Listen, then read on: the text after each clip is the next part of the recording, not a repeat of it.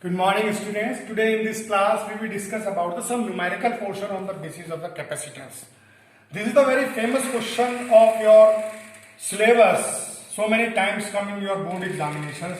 There is 2.25 on your NCERT.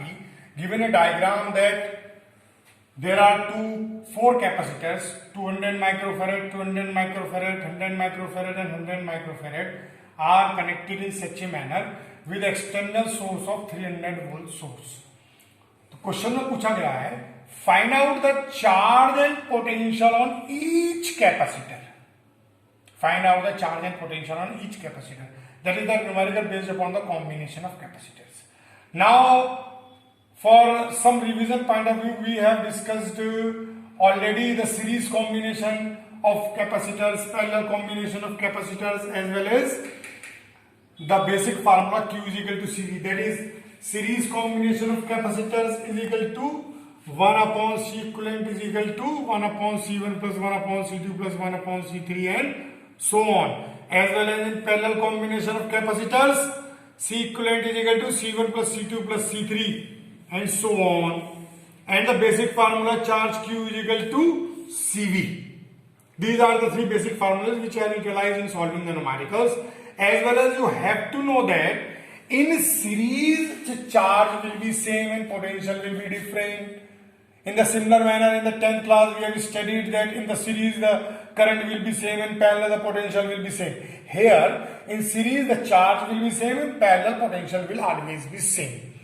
Now in this question, student take these two capacitors in series. Obviously, if there is a only single path, then these two capacitors are series. Then what will be the equivalent capacity of these two capacitors?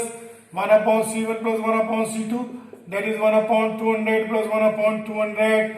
That is 2 upon 200. That is C equivalent कितना आ जाएगा? 100 microfarad. Unit of capacitor is farad. अब देखें आप students क्या सोचेंगे, वैसे यहाँ गलती कर जाते हैं बच्चे अक्सर. इन तीनों रोज को पैरेलल में लेते हैं, फिर इस 100 के साथ 100 तीनों पैरेलल में जोड़ के उसे 300 वोल्ट के साथ अप्लाई कर जाते हैं. लेकिन जरा ध्यान से देखें बच्चों, students look with full concentration that ये 300 वोल्ट यहाँ है. आप अपनी बुक में भी देख सकते हैं कि बता रहा हूं 2.25 अनसॉल्व. बुक नहीं है तो यहां समझे, ये बिल्कुल सेम क्वेश्चन है. 200 क्या है? सीरीज है. सीरीज के साथ ये एक ध्यान से देखें पैरेलल है, बट इसके साथ ये पैरेलल ना हो के ये पूरा का पूरा हिस्सा इसके साथ सीरीज में आएगा. तो फिलहाल 100 के साथ ये 100 पैरेलल में है, दिखाई दे रहा है. तो इक्विवेलेंट कितना हो जाएगा? C1 प्लस C2 की हेल्प से 100 इन दोनों का और 100 इसका.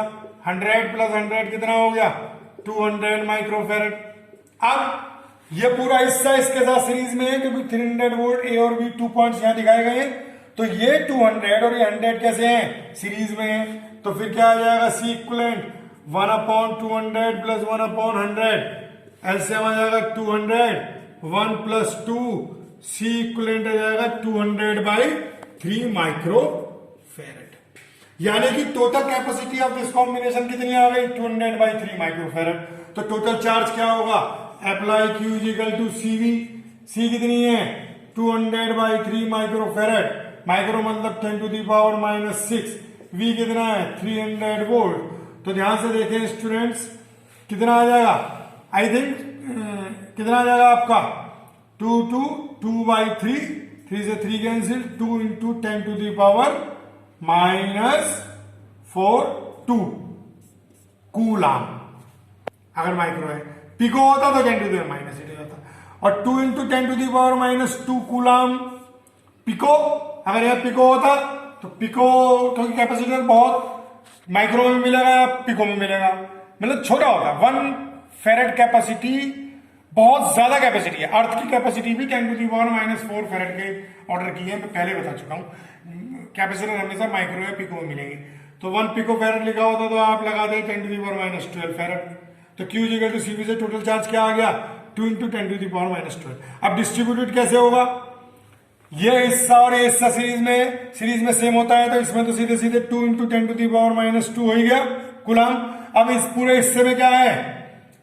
इतना ही है क्योंकि सीरीज में सेम होगा. समझो ना, ये इसके साथ पूरा सीरीज में है तो यहां इतना हो गया तो यहां भी इतना होगा. यहां कितना है? 2 into 10 to the power minus 2 coulomb. अब ये दोनों सेम रो है, पैरेलल में दो रो सेम हो जाएंगी, तो उन कंडीशंस में क्या हो जाएगा, C1 C2 पोटेंशियल बढ़ जाएगा। अगर ये C1 C2 इक्वल है, दोनों C है, तो V इक्वल होंगे, Q इक्वल टू CV की हेल्प से। चार्ज अलग अलग है, अगर ये C इक्वल है, V सेम है, तो चार्ज भी सेम ही हो जाएंगे, ऐसे समझो ना। C सेम है, पैरेलल में पोटेंशियल सेम है, तो Q इक्वल टू CV की हेल्प से चार्ज भी सेम होगा। तो 2 into 10 to the power minus 2 coulomb, 1 into 10 to the power minus 2 coulomb और 1 into 10 to the minus 2 coulomb बढ़ जाएगा दोनों में। तो इस कैपेसिटर पर आ गया 1 into 10 to the power minus 2 coulomb, और इन दोनों पर कितना आ गया, 1 into 10 to the power minus 2 coulomb. और सीरीज में फिर से सेम होता है, तो इस पर भी कितना होगा, 1 into 10 to the power minus 2 coulomb, और इस पर भी कितना होगा, 1 into 10 to the power minus 2 coulomb.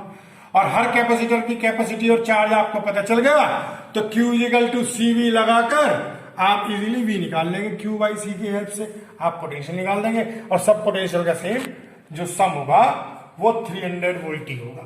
और अगर और क्वेश्चंस, अगर मैं अदर क्वेश्चंस की बात करूं, तो कहीं कैपेसिटर आपको सीरीज में जुड़े मिलेंगे, कहीं पैरेलल में जुड़े मिलेंगे, उनका इक्विवेलेंट कैपेसिटी निकलवाई जा रही है आपसे।